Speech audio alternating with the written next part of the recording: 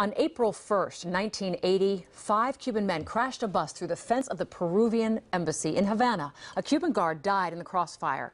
Just days later, the Peruvian government granted political asylum to the 5. And in retaliation, Cuba removed its security from the embassy. And another 750 Cubans showed up, and eventually almost 11,000 people crammed the embassy grounds.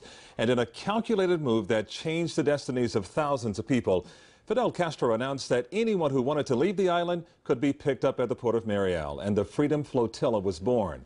Well, this week we take a look back at the legacy of Mariel in this 5-part series with CNN Espanol anchor Mercedes Soler on special assignment for Local 10 News.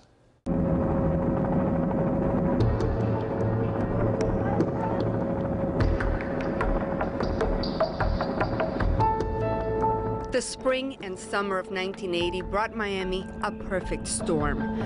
Thousands of Cubans poured in on boats from the port of Mariel in Cuba. It was the summer of our discontent. But somehow, 35 years later, the city seems stronger for it.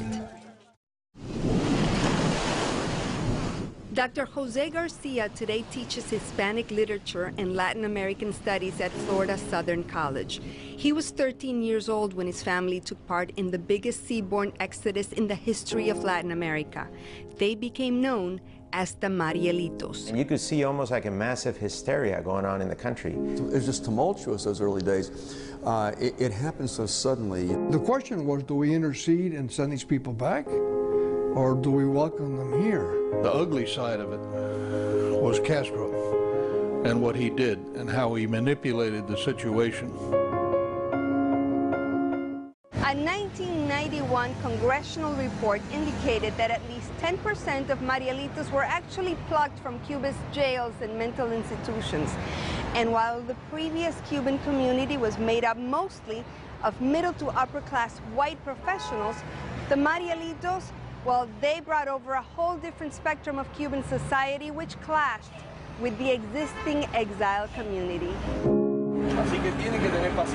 Well, the Cuban-American community got a black eye because of the Mariel. 35 years later, history now proves that demonization was blown way out of proportion. This is how some remember it today. Everybody was excited about the possibility of make our dreams true. Jose Caballero, his wife and 2 small daughters barely made it out of Mariel. His sister had sent one of the 1,700 boats that arrived in Cuba to pick up relatives, but they were forced to also carry the undesirables.